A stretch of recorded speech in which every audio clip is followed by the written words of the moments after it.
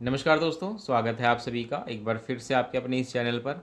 जैसा कि दोस्तों हम आज इस वीडियो में पढ़ेंगे Erik Erikson psycho social theory.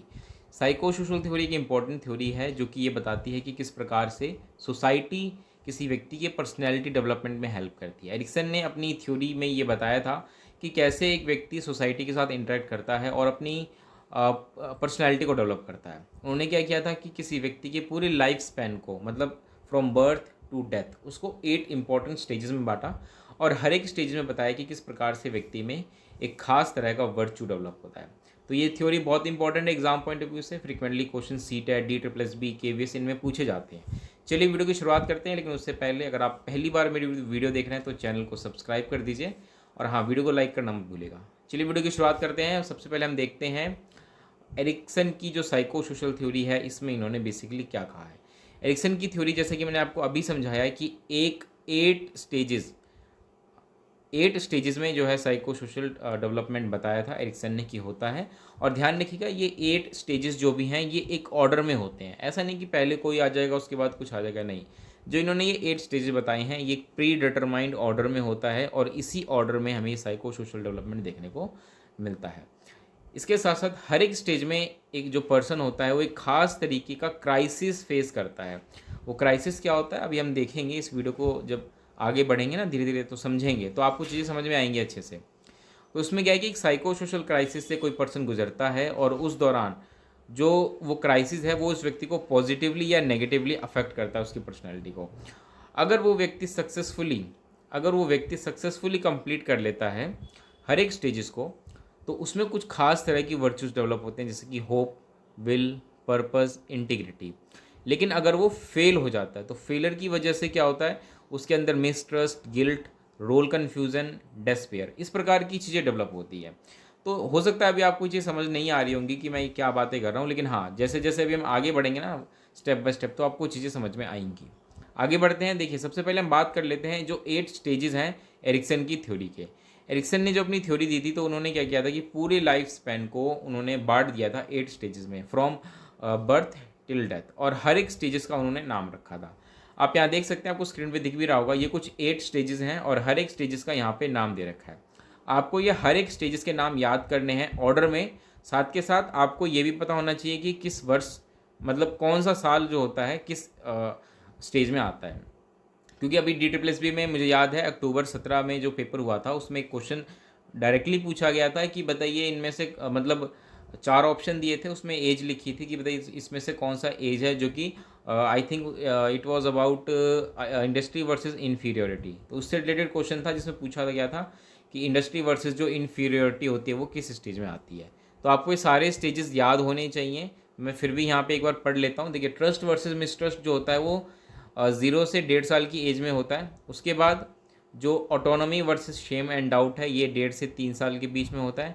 इसी प्रकार इनिशिएटिव वर्सेस गिल्ट 3 से 5 साल, और इंडस्ट्री वर्सेस इन्फीरियोरिटी 6 से 12 साल, आइडेंटिटी वर्सेस रोल कन्फ्यूज़न 12 से 18 साल।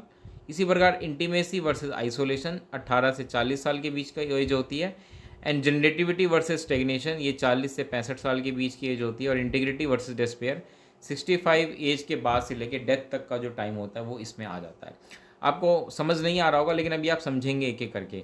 शुरुआत करते हैं वीडियो की। सबसे पहला स्टेज जो हम देखते हैं ट्रस्ट वर्सेस मिसट्रस्ट। जैसे कि मैंने आपको बताया जो एज होती है वो 0 से 1.5 साल के बीच होती है।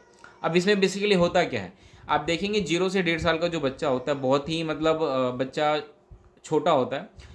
इतना छोटा होता है कि वो दूसरों पर डिपेंड होता है हर चीज़ के लिए, चाहे वो खाना हो, चाहे वो उसके कपड़े पहनाने हो, चाहे उसको वॉशरूम पॉटी करानी हो, हर चीज़ के लिए वो किस पे डिपेंड होता है, अपने पेरेंट्स पे डिपेंड होता है। तो यहाँ पे बच्चे में क्या होता है, अभी क्या है कि बच्चे इस दुनिया में आया ही है तो अभी इस बच्चे में इस दुनिया को लेकर बहुत सारी इनसिक्योरिटीज़ होती हैं। इनसिक्योरिटीज़ कई तरह की होती हैं, चाहे वो उसकी फूड की नीड हो, चाहे वो उसकी लव की नीड हो, हर तरह की नीड को लेकर वो इनसिक्योर होता है। तो यहाँ पर क्या होता है कि जब बच्चे को प्रॉपर अटेंशन उसके पेरेंट्स द्वारा दिया जाता है, उसकी ख़ास तरीके से नर्चरिंग की जाती है, ख़ास तरीके से उसको अटेंशन दिया जाता है, तो ऐसे में बच्चे में एक सेंस ऑफ ट्रस्ट डेवलप होता है। बच्चे को ये फील होता है कि हाँ, अगर मुझे किसी भी तरह की कोई ज़रूरत है तो उसके लिए क्या है कि मुझे यहाँ पर कोई पर्सन है जो कि मेरी इन सारी नीड्स को पूरा करेगा। लेकिन वहीं दूसरी तरफ अगर कोई पेरेंट्स अपने बच्चे पर ध्यान नहीं देते, बच्चा रो रहा है, उसको भूख लगी है लेकिन उसको प्रॉपर अटेंशन नहीं दे रहे, टाइम पे खाना नहीं दे रहे, बच्चे को डांट देते हैं छोटी छोटी चीज़ों पे, है ना, तो ऐसे में बच्चे में एक इनसिक्योरिटी डेवलप हो जाती है। उसको लगता है कि शायद जब मुझे भूख लगेगी, जब मुझे ज़रूरत होगी तो शायद मेरे आसपास कोई ना हो। तो ऐसे में बच्चे में एक इनसिक्योरिटी डेवलप होती है, और इसीलिए आपने देखा कि इस स्टेज का नाम ट्रस्ट वर्सेस मिसट्रस्ट इसीलिए रखा गया है ना। तो जैसे कि यहाँ पे एग्जांपल है इन्फेंट फीडिंग। इन्फेंट फीडिंग क्या होता है? इन्फेंट फीडिंग मतलब जब बच्चे को भूख लगती है तो माँ उसको दूध पिलाती है। तो अगर बच्चे को समय पर चीज़ें मिल रही हैं तो बच्चे में ट्रस्ट डेवलप हो रहा है कि हाँ, अगर मुझे भूख लगी है तो मुझे कोई है जो मेरी फूड की नीड को पूरा करेगा।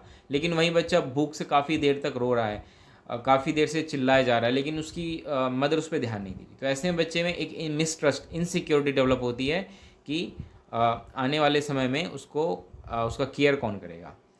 तो यहाँ पर देखिए, अगर बच्चा सक्सेसफुली इस स्टेज को पार कर लेता है, मतलब बच्चे में अगर ट्रस्ट डेवलप होता है, तो बच्चे में ये जो स्टेज है इसकी वजह से कौन सा वर्चू डेवलप होगा? होप का वर्चू डेवलप होगा, ये आप याद रखिएगा।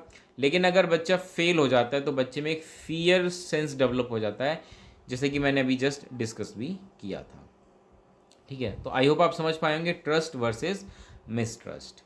ठीक है, अब बच्चे अक्सर कई बार यहाँ पे बैलेंस करने की भी कोशिश करता है ट्रस्ट एंड मिसट्रस्ट के बीच, और इस दौरान बच्चा ये सीख पाता है कि शायद कभी कभी ऐसा हो सकता है कि मुझे डिस्कम्फर्ट, डिस्ट्रेस फील करना पड़े, क्योंकि हर वक्त उसके पेरेंट्स उसका ध्यान नहीं दे पाते हों। तो बच्चा ये महसूस करता है कि शायद कभी कभी मुझे डिस्कम्फर्ट एंड डिस्ट्रेस फील करना पड़े, लेकिन हाँ, कोई है जो मुझे सपोर्ट देगा। ये कब फील होता है बच्चे को? जब बैलेंस होता है ट्रस्ट और मिसट्रस्ट के बीच में। मतलब पेरेंट्स ऐसे हैं जो कि हाँ, बच्चे पर ध्यान देते हैं, लेकिन कभी कभी ऐसा उनसे हो जाता है कि वो ध्यान नहीं दे पाते।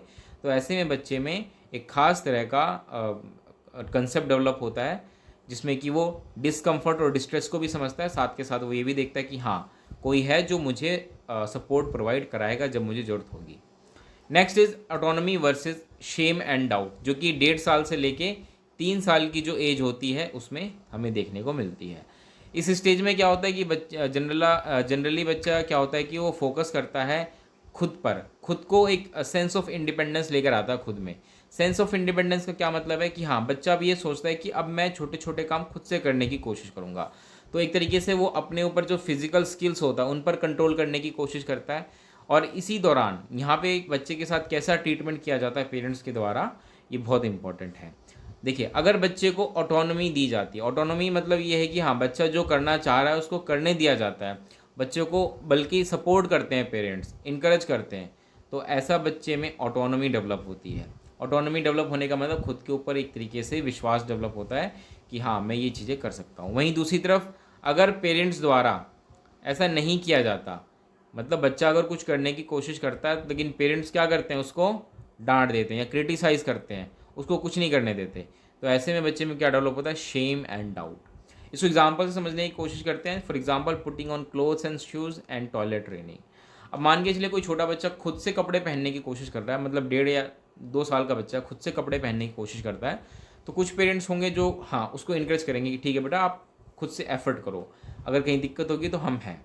तो ऐसे बच्चे में ऑटोनॉमी डेवलप होगी। वहीं दूसरी तरफ बच्चे ने कोशिश की, उसने गलत पहन लिया या कुछ हो गया, पेरेंट्स ने तुरंत डांट दिया, ये कैसे कर रहा है, क्या कर रहा है, ये कपड़े पहनने नहीं आते, ये वो। तो ऐसे बच्चे में शेम एंड डाउट का सेंस डेवलप हो जाता है। इसी प्रकार से टॉयलेट ट्रेनिंग होती है कि बच्चे को जब सिखाया जाता है कि भाई आपको टॉयलेट या वॉशरूम, पॉटी जो है वो वॉशरूम में जाके करना है, लेकिन कुछ बच्चे होते हैं जो बेड पे कर देते हैं। तो इस केस में टॉयलेट ट्रेनिंग आप किस प्रकार से बच्चे की कर रहे हैं? प्रॉपर केयर, लव, बच्चे को प्यार से समझाते हैं या उसको डांट देते हैं इस चीज़ पे, अगर वो गलती से बेड पे कर देता है तो इन सब केस में ऑटोनॉमी या शेम हमें देखने को मिलेगा। ये डिपेंड करता है कि किस प्रकार का ट्रीटमेंट पेरेंट्स उस बच्चे के साथ कर रहे हैं। अगर बच्चा सक्सेसफुली इस स्टेज को पार कर पाता है तो बच्चे में कौन सी सेंस डेवलप होती है, वर्च्यू डेवलप होती है? विल की। विल मतलब इच्छा, किसी काम को करने की इच्छा। लेकिन अगर वो फेल हो जाता है तो failure leads to the lack of self esteem. बच्चे में सेल्फ स्टीम की कमी होती है, आत्मसम्मान की कमी होती है अगर वो बच्चा इस स्टेज में फेल हो जाता है। और जैसा कि हमने देखा कि शेम एंड डाउट बच्चे में डेवलप हो जाता है। तो ये था second stage, autonomy versus shame and doubt. चलिए आगे बढ़ते हैं, बात करते हैं थर्ड स्टेज की। This is initiative versus guilt. Initiative versus guilt जो होती है ये 3 से 5 साल की जो एज होती है इसमें हमें देखने को मिलता है। इनिशिएटिव का मतलब क्या है? इनिशिएटिव का मतलब ये है कि जब बच्चे इनिशिएटिव लेते हैं किसी भी छोटी छोटी एक्टिविटीज़ को लेकर और पेरेंट्स उसको इनकरेज करते हैं। अब एक चीज़ समझने की कोशिश करिए कि यहाँ पे हर एक स्टेजेस अपने पहले वाले स्टेजेस से काफ़ी जुड़ा हुआ है। फॉर एग्जाम्पल ऑटोनॉमी वाली स्टेज जो हमने पढ़ी थी अभी जस्ट इससे पहले वाली, वो डिपेंड करती है ट्रस्ट वर्सेस मिसट्रस्ट पे, कि जिन बच्चों में ट्रस्ट डेवलप है उन्हीं बच्चों में हमें ऑटोनॉमी देखने को मिलती है और उन्हीं बच्चों में हमें इनिशिएटिव वाली क्वालिटी भी देखने को मिलती है। तो ऐसे बच्चे जिनको कि स्टार्टिंग में अच्छे से सपोर्ट किया गया है पेरेंट्स के द्वारा, ऐसे बच्चों में इनिशिएटिव क्वालिटी हमें देखने को मिलती है। ऐसे बच्चे क्या करते हैं कि अक्सर छोटी छोटी एक्टिविटीज़ खुद से प्लान करने की कोशिश करेंगे, छोटे छोटे टास्क खुद से कंप्लीट करेंगे, चैलेंजेस को फेस करने की एबिलिटी अपने में डेवलप करेंगे। तो ऐसे बच्चे इनिशिएटिव लेंगे। वहीं दूसरी तरफ क्या होगा कि ऐसे बच्चे जिनको कि नहीं डांट दिया जाता था, जिनमें अपने आप को लेके मिसट्रस्ट था या डाउट था, ऐसे बच्चों में गिल्ट फीलिंग भी आती है अगर कंटिन्यू पेरेंट्स द्वारा उसको क्रिटिसाइज़ किया जाता है। फॉर एग्जांपल अगर कोई बच्चा कुछ भी करने की कोशिश करता है और उसके पेरेंट्स उसको तुरंत डांट देते हैं कि ये क्या कर रहे हो तुम, तो ऐसे बच्चे में गिल्ट फीलिंग डेवलप होती है। फॉर एग्जाम्पल एक्सप्लोरेशन एक अच्छा एग्जाम्पल है। आपने देखा होगा कि 3 से 5 साल के बच्चे क्या होते हैं, बहुत ही क्यूरियस होते हैं, तो अपने आसपास के इन्वायरमेंट को एक्सप्लोर करने की कोशिश करते हैं। इस दौरान आपने देखा होगा कि बच्चे अपने आसपास की चीज़ों को बहुत ज़्यादा मतलब इधर उधर करते हैं सामान को, है ना। वो इसलिए करते हैं कि वो एक्सप्लोर कर रहे हैं। कई बार पेरेंट्स क्या होते हैं कि हाँ ठीक है, वो समझते हैं इस चीज़ को तो कहते हैं कोई बात नहीं, लेकिन कुछ पेरेंट्स होते हैं जो नहीं समझते, वो डांट देते हैं कि ये क्या कर दिया, घर का सारा सामान फैला दिया, ये चीज़ ख़राब कर दी, ये ख़राब कर दिया, वो ख़राब कर दिया। तो पेरेंट्स क्या करते हैं, उसको डांटते हैं। जबकि पेरेंट्स को चाहिए कि नहीं, बच्चा एक्सप्लोर कर रहा है, आप उसको सपोर्ट करें। तो अगर नहीं करते तो बच्चे में क्या डेवलप होगा, गिल्ट फीलिंग बच्चे में डेवलप होगी। तो इस प्रकार जो बच्चा सक्सेसफुली इस स्टेज को पार करेगा उसमें आपको पर्पज़ वाली वर्च्यू देखने को मिलेगी, लेकिन वहीं जिन बच्चों को क्रिटिसाइज़ किया जाता है उसमें आपको गिल्ट देखने को मिलेगा, जैसे कि अभी हमने डिस्कस भी किया। ठीक है, तो इस प्रकार से हमने देखा इनिशिएटिव वर्सेस गिल्ट। चलिए आगे बढ़ते हैं। Next is industry versus inferiority. Inferiority ये जो स्टेज होती है ये 6 से 12 साल की एज होती है और आई थिंक इसी पर क्वेश्चन आया था DSSB में 2017 में आया था ये क्वेश्चन। तो उस दौरान यही पूछा गया था कि भाई 6 से 12 साल का जो बच्चा होता है वो एरिक्सन की थ्योरी के अनुसार किस स्टेज में होता है। तो वहाँ पे यही था इसका आंसर, इंडस्ट्री वर्सेस इन्फीरियोरिटी। चलिए अब हम देखते हैं बेसिकली इस स्टेज में क्या होता है। इंडस्ट्री का मतलब क्या होता है? इंडस्ट्री का मतलब होता है कि बच्चा अब अपने अंदर एक फीलिंग डेवलप कर रहा है, अपने के अंदर एक बिलीफ डेवलप कर रहा है कि yes he has a good skills. मतलब क्या है इसको समझने की कोशिश करते हैं कि ऐसे बच्चे जो इनिशिएटिव लेते हैं अक्सर, मतलब काम को करने की कोशिश करते हैं और पेरेंट्स द्वारा उनको सपोर्ट किया जाता है। तो उस दौरान हो सकता है कि कई बार वो फेल हों उस काम में, कई बार होता है कि हाँ सक्सेसफुली वो उस काम को कर पाएँ। तो ऐसे केस में क्या होता है कि धीरे धीरे उनमें एक सेंस ऑफ कॉम्पिटेंस डेवलप होता है, एक फीलिंग ऑफ जो कॉम्पिटेंस होती है वो डेवलप होता है and belief in their skills, और उनकी खुद की स्किल्स में उनको बिलीफ होता है कि हाँ ये काम मैं ये कर सकता हूँ, ये चीज़ें मैं ये कर सकता हूँ। ठीक है, आई होप आप समझ पा रहे होंगे। तो इस दौरान क्या होता है कि अगर पेरेंट्स एंड टीचर हेल्प करते हैं उस चिल्ड्रन को, उस बच्चे को वो स्किल्स डेवलप करने में, तभी बच्चे में ये इंडस्ट्री में डेवलप होती हुई देखने को मिलती है। दूसरी तरफ ऐसे पेरेंट्स जो कि क्रिटिसाइज़ कर देते हैं कि नहीं, जैसे हमने देखा था इससे पहले वाली स्टेज में जहाँ पे पेरेंट्स क्या कर रहे थे, क्रिटिसाइज़ कर रहे थे, तो वहाँ पे बच्चे में गिल्ट फीलिंग डेवलप हो रही थी। अब ऐसे बच्चों में इन्फीरियोरिटी भी आएगी, इन्फीरियोरिटी धीरे धीरे डेवलप होगी क्योंकि पेरेंट्स बार बार बच्चे को डांट रहे हैं, छोटे छोटे काम करने पर उसको डांट देते हैं, कुछ भी गलत होता है तुरंत उसको क्रिटिसाइज़ कर देते हैं। तो ऐसे बच्चे में क्या होता है, खुद को लेकर डाउट तो होता है, गिल्ट फीलिंग आती है और धीरे धीरे इन्फीरियोरिटी भी आती है कि यार ये चीज़ मैं नहीं कर सकता, शायद मेरे अंदर ही कोई कमी है। ठीक है, तो अपनी खुद की स्किल्स को लेकर के एक नेगेटिव फीडबैक बना लेता है बच्चा।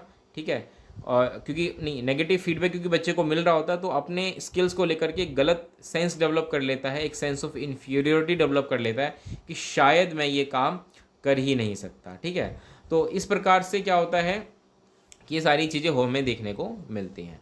अब स्कूल में क्या होता है, स्कूल में हमें देखिए, स्कूल में अगर हम जब बच्चों के साथ बच्चों को बहुत सारी एक्टिविटीज़ कराते हैं, स्कूल में टीचर्स जब बच्चों को पढ़ाते हैं तो बहुत सारी एक्टिविटीज़ करवाते हैं।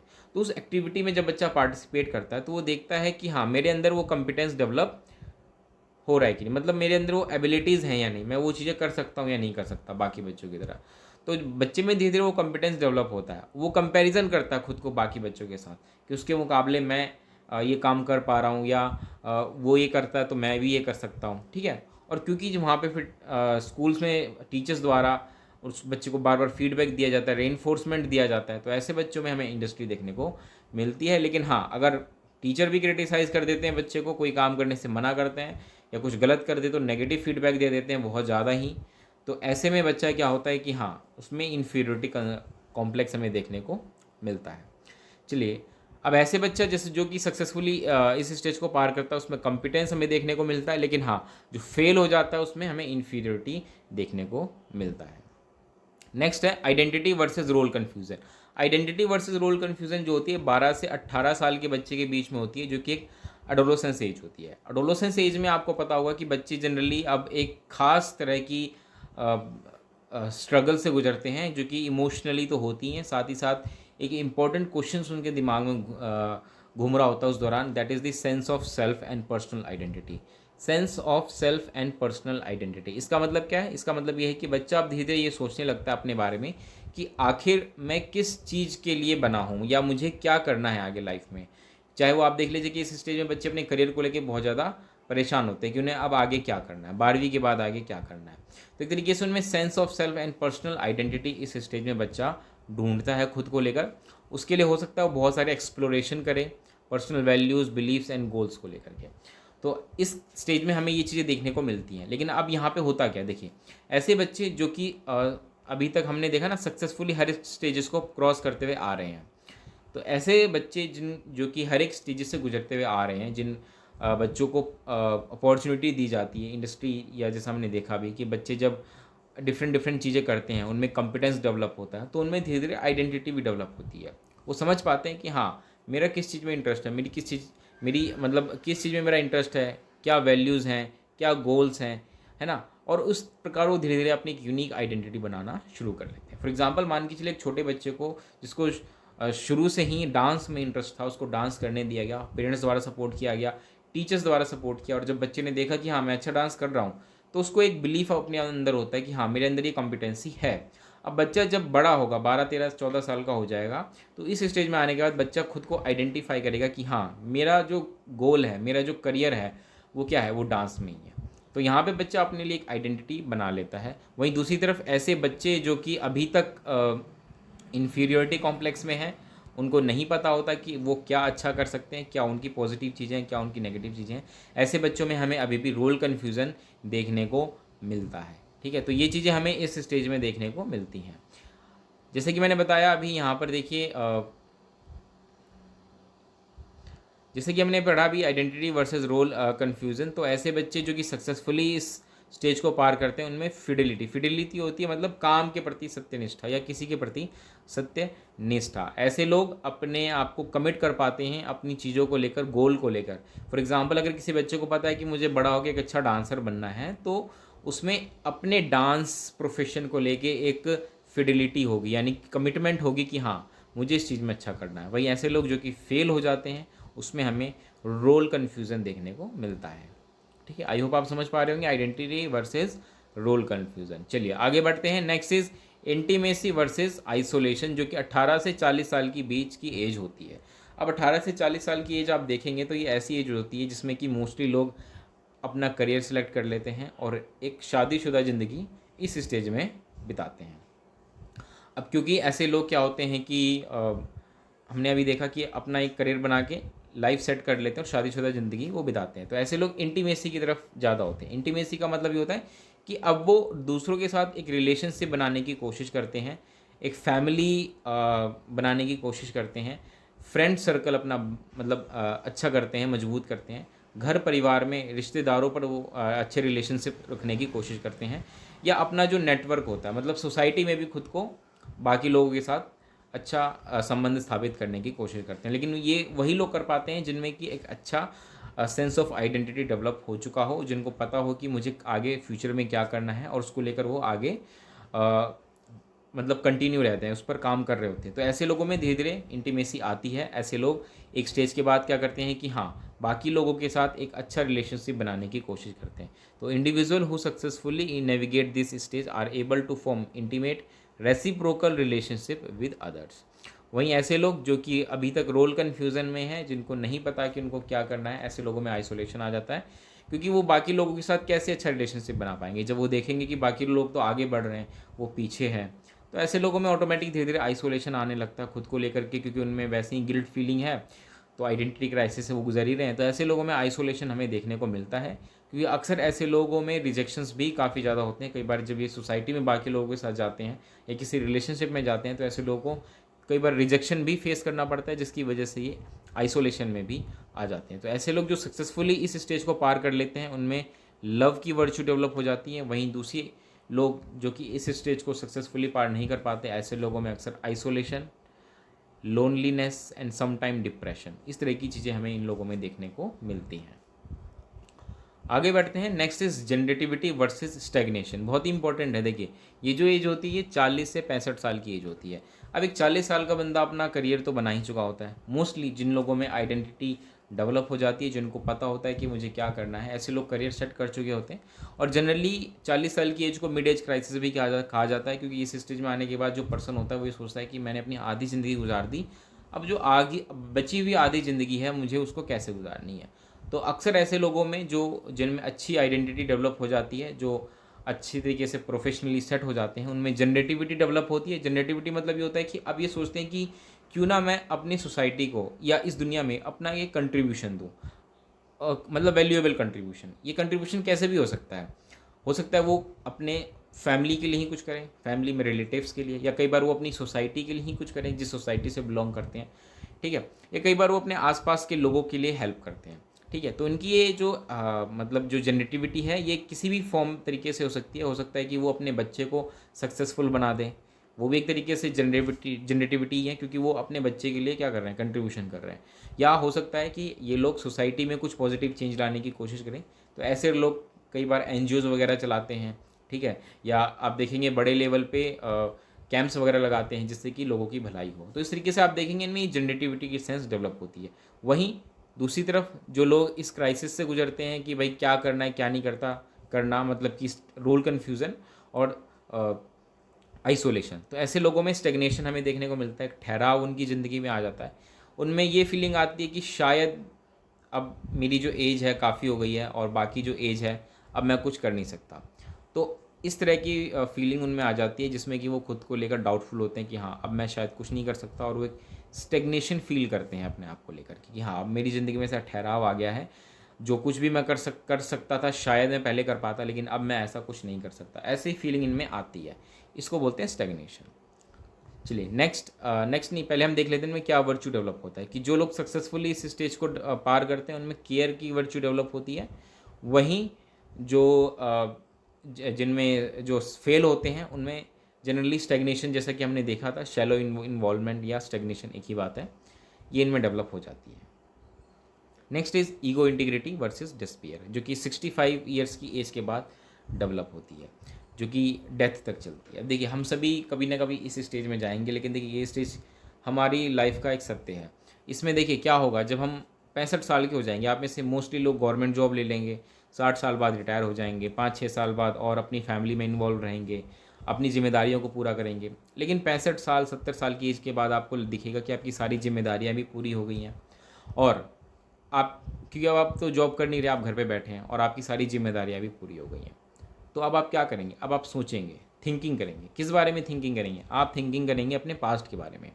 यानी कि इस स्टेज में लोग अपने पास्ट के बारे में सोचते हैं। क्या सोचते हैं, अपनी अचीवमेंट्स के बारे में सोचते हैं मेनली, कि यार मैंने क्या अचीवमेंट की, मैंने जो अपनी लाइफ जी 60 साल 65 साल 70 साल अभी तक मैंने क्या क्या अचीवमेंट्स की। और जब उनको ये फील होता है कि हाँ मैंने कुछ लाइफ में सच में अचीव किया, एक ऐसी चीज़ मैंने हासिल की जो कि बाकी लोग नहीं कर पाए, तो उनमें एक sense of ego integrity develop होती है। ईगो इंटीग्रिटी का मतलब है कि हाँ, एक खुद को लेकर एक कमिटमेंट, मतलब एक स्ट्रॉन्ग फीलिंग आती है, एक ईगो आइडेंटिटी उनमें एक्सपीरियंस होता है, इंटीग्रिटी ऑफ सेंस होता है कि हाँ मैंने एक अच्छी लाइफ जी, एक मीनिंगफुल लाइफ जी, जो कि बहुत लोग नहीं जी पाए। वहीं दूसरी तरफ ऐसे लोग जो अपने पास्ट को लेकर के सोचते हैं कि नहीं यार, लाइफ में मैं बहुत कुछ कर सकता था लेकिन नहीं कर पाया, किसी तरह का उनको कमी महसूस होती है, या कुछ इस तरह के डिसीजन जो उनको पछतावा देते हों अभी तक भी, ऐसे लोगों में डेस्पेयर डेवलप होता है। डेस्पेयर का मतलब ये होता है कि वो रिग्रेटफुल होते हैं अपने पास्ट को लेकर के, यार मैं शायद ये कर सकता था लेकिन नहीं किया, या ऐसा कोई उन्होंने पुअर डिसीजन लिया हो जिसको लेकर के वो अभी तक पछता रहे हों, ठीक है, या उनको ये बिलीव होता है कि यार मैंने failed to achieve their life goal, मतलब लाइफ में जो उनका गोल था वो उनको अचीव नहीं कर पाए। तो ऐसे लोगों में क्या डेवलप होता है, डेस्पेयर डेवलप होता है। तो इस प्रकार से आपने देखा ये जो थ्योरी थी ये ईगो इंटीग्रिटी वर्सेस डिस्पेयर की थी। ऐसे लोग जो कि सक्सेसफुल रहते हैं इस स्टेज में उनमें विजडम डेवलप होता है, ज्ञान जो हम कहते हैं ना वो डेवलप होता है। और आपने देखा होगा कि अक्सर जो बूढ़े बुजुर्ग लोग होते हैं वो दूसरों को इतना ज्ञान इसीलिए देते हैं क्योंकि वो अपना एक लाइफ जी चुके हैं और उस लाइफ में उन्होंने बहुत कुछ चीज़ें हासिल की हैं जिसको लेकर के उनके पास एक अच्छा खासा एक्सपीरियंस होता है। वहीं बाकी लोग जो कुछ हासिल नहीं कर पाते उनमें रिग्रेट तो होता ही है, साथ के साथ उनमें एक बिटरनेस एंड डिस्पेयर जैसी फीलिंग आ जाती है। तो ये पूरा ईगो इंटीग्रिटी वर्सेस डिस्पेयर है। आई होप आप समझ पाए होंगे। इस वीडियो में हम इतना ही रखेंगे। वीडियो काफ़ी लंबी बन गई है क्योंकि लंबी तो बननी ही थी क्योंकि थ्योरी इतनी इंपॉर्टेंट है और इतनी कॉम्प्लेक्स है, लेकिन हाँ थ्योरी बड़ी मज़ेदार है। आप और हम ज़रूर रिलेट कर पाए होंगे अपने आप को भी कि हाँ हम इन चीज़ों से गुजरे हैं और अभी भी हम कई ऐसी चीज़ें हैं जिनसे गुजर रहे हैं जो कि इस थ्योरी में बताई भी गई हैं। ठीक है, तो फ्यूचर में भी ध्यान रखिएगा, हम भी कभी ईगो इंटीग्रिटी वर्सेस डिस्पेयर में आएंगे, लेकिन मैं चाहूँगा कि हमें से बहुत सारे लोगों में वर्च्यू ऑफ विजडम डेवलप हो, हम लाइफ में कुछ ऐसा अचीव करें जिनको लेकर के हमें एक सेंस डेवलप हो कि हाँ यार हमने जीवन में कुछ हासिल किया। ठीक है, इसी के साथ मैं वीडियो को समाप्त करूँगा। वीडियो कैसी लगी मुझे ज़रूर बताइएगा। कमेंट बॉक्स में अपना क्वेश्चन किसी तरह का है तो पूछिए। इसके साथ चैनल पर नए हैं, पहली बार वीडियो देख रहे हैं तो सब्सक्राइब करके ही जाइएगा और अपने दोस्तों तक वीडियो को शेयर करना मत भूलिएगा। तो चलिए दोस्तों, मिलते हैं नेक्स्ट वीडियो में इसी तरह की इंटरेस्टिंग थ्योरी के साथ। तब तक के लिए नमस्कार, धन्यवाद।